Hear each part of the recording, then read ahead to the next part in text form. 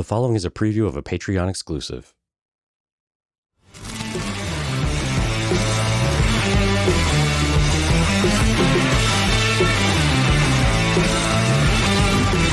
It's like one of the very few stories that I think we have where we get Commander Cody, his second in command, and we get to see Commander Cody in the good relationship that they had before Order 66.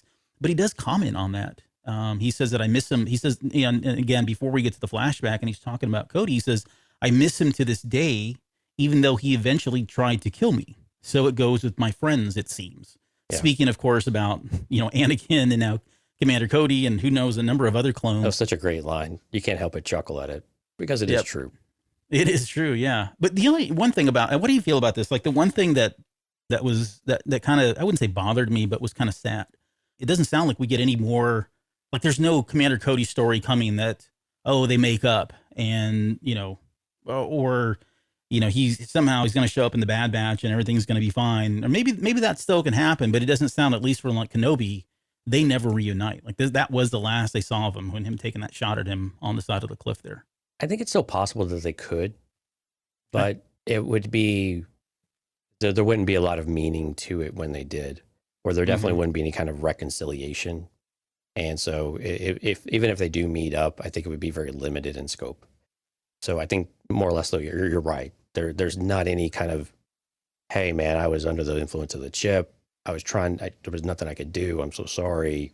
Can we be friends? Do you want to play some dominoes? No, nothing like that. It really does sound like it more or less left off at that moment. And I think it's okay if they do cross paths, given this, it doesn't break this at all, but it definitely can't be any kind of, substantial relationship. But again, it's sad, but again, it's okay if we go to Cody and it doesn't include Obi-Wan too. So it doesn't preclude any ability to be able to go and tell a Cody story.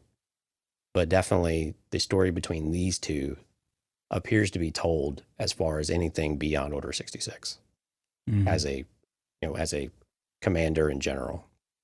Yeah, no, it is. That's why I was like, wow, it kind of rips at your heart a little bit, because I think we all kind of wanted that reunion of sorts, and maybe, like you said, Cody's like, hey, I'm really sorry, or he was able to kind of bypass Order 66 or overcome the chip or whatever, but it doesn't sound like that really kind of happened. So that's really sad, because, Anakin, at least Ahsoka and Rex are able to kind of reconcile all of that. Of course, Anakin never does. Right. But yeah, there was no happy ending here for Kenobi. But again, it also shows Kenobi as this character who really does appreciate the clone's individuality as well. Mm-hmm. And they focus a little bit on the character of Iroh, who just gave himself his name the night before. So the night before he gives it his own name. And of course you could probably guess how he ended up at the end of the series. Basically, he was tasked with carrying a flag to see where they were at and not given a gun, which is pretty crappy in my opinion. Yeah. It's like the drummer, in the Civil War or something. It's like, why? Like, why are you people on a battlefield with guns? It doesn't make sense, carrying a flag. Well, let's come back to that, because I've got some thoughts around that as well. Like I get, I'll save it. But yeah, it's interesting. And unfortunately, he does die, does not live, and we don't really get to know him very well. But that's part of the whole story, right? The loss of life that happens in this issue is tremendous, and that's what really weighs on him. You think about Kenobi as well. I mean, it's not just the loss of life, but he can feel all of that, right? He's so in tune with the Force. He's feeling the loss of life as it happens in real time and mass amounts, and that's what's really kind of pulling him down there by the end of the story. Yeah, and the language he uses, the words he uses are so, it's like pockets of light being snuffed out, basically. Mm-hmm. And so you can really understand that, right? Because you figure someone says, well, snuff out this or just snuff them out. You just feel this void once it's over. And you can just imagine how that pains you of being a Force user. And you can just feel all of that hitting you at the same time. And how do you keep going? And we'll talk a little bit about maybe how do you keep going here in just a minute. So before we get into some of the themes and the other things, or even some of the new characters, let's talk about Admiral Yularen, who made an appearance in here. Was not expecting him to show up. Yeah.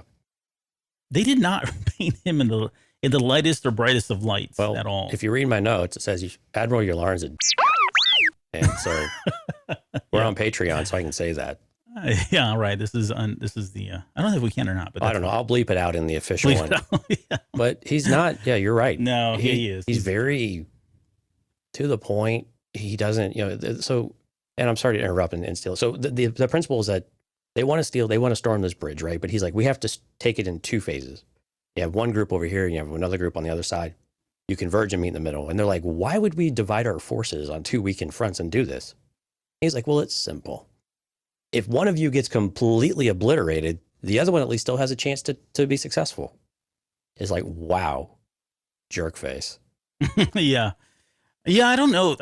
I mean, I get okay, so I understand the strategy. I don't get it though. Like it doesn't make sense to me. It was, I mean, this is very a comic book strategy of, well, I need to summarize it in one bubble, or right, two panels exactly. type of thing. Yeah. Yeah. I mean, strategically, you would probably put, maybe you leave a force of contingent folks off to the side or whatever. And if things, once they commit to the main battle, then you send them in the back, right, to sneak them in or whatever, or kind of create that two front battle going on. But no, I mean, you're right. His strategy from the get go is, and you remember, this is like this, the way they described this was this fortress. It's kind of like I guess in the middle, it was, there was water below them. Yeah. There was two bridges. If you think about one bridge coming into this like spire and one bridge going out kind of thing. And so they were going to come at from both sides and meet in the middle there. But splitting your troops in half, right, is not a good idea. But then on top of that, like you mentioned earlier, as they were coming in, they lost one of the lats. And I think there was maybe one or two of them, but he said like half of our forces are gone. So now you've essentially got half of Obi-Wan's contingent was supposed to take one side of like the north side. And so he had to redirect, and they take the, I guess, simpler target, and the other one had to do it. Yeah, but I mean, you've cut your forces in four. You're down to a fourth of what you started now for each of those fronts, right?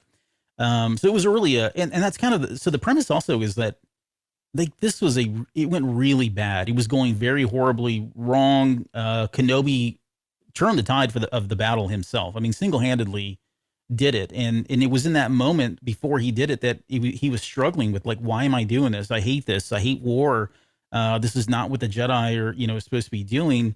And then, he sees and he has a quick conversation with, was it Arlo? I think is his name. Yeah. Was that his name? Arlo? I forgot to write his name down, but the new guy, the new clone, he sees Arlo pick up this flag that we mentioned earlier. Io, yeah. Io. Io. Is it Io? Iro. Thank you. Yeah. And I had Arrow in my head, but Iro makes more sense. So Iro decides he's going to pick up this orange flag. And the idea here is they're going to come in and bomb. Right, they've got the Y-wings set. They're not they're not called Y-wings in Clone Wars. They were like the older models still. Oh yeah, there's a predecessor. Yeah, but the Y-wings were going to come in. They were going to bomb, and wherever this orange flag was how they would denote where the troops were, so they didn't bomb the troops themselves.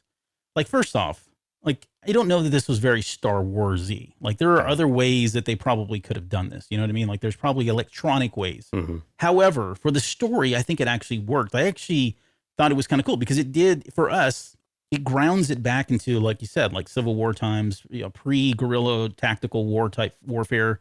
And, felt very Braveheart to me. Exactly, yeah. Carrying that flag and so when he sees him do that and he realizes this guy doesn't have a blaster, he just signed up. He just gave himself his name. I think he was called like CT like 1799 or whatever it was. He had like a number just seconds before this started. And here he is, like the newest, greenest member of everybody. And he's the one that decides to pick up that flag and march that across, for this. And he's so gung-ho about it.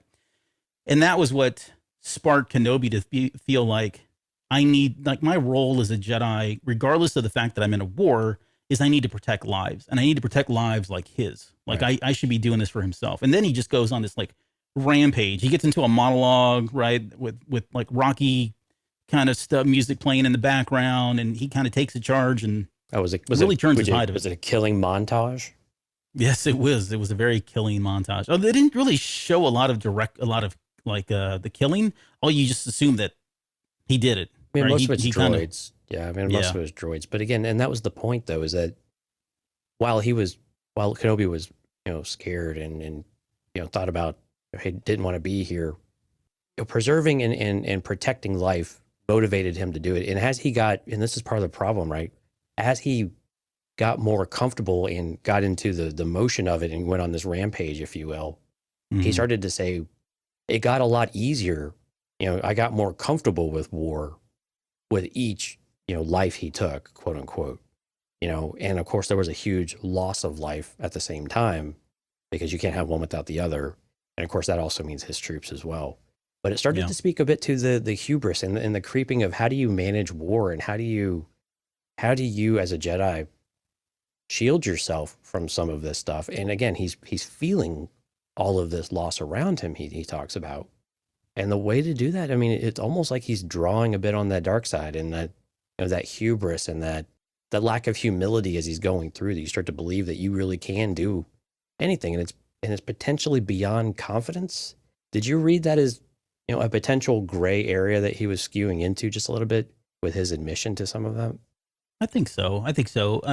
Partially that, but then partially I think there was just the good of it all, meaning like his them as guardians, right? Some of that was kind of seeping into that, but Right. I could see that definitely, especially kind of with the words he was using. I don't have. Hey everyone, it's Jonesy. We hope you've enjoyed this preview of the Patreon episode.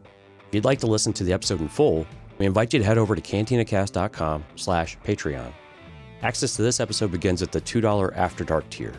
If you're interested in joining a future Patreon episode, we encourage you to check out our Now Part of the Tribe and Delusions of Grandeur tiers. You can find all the details at cantinacast.com/Patreon. On behalf of Albert and myself, thank you all for your continued support, and may the Force be with you.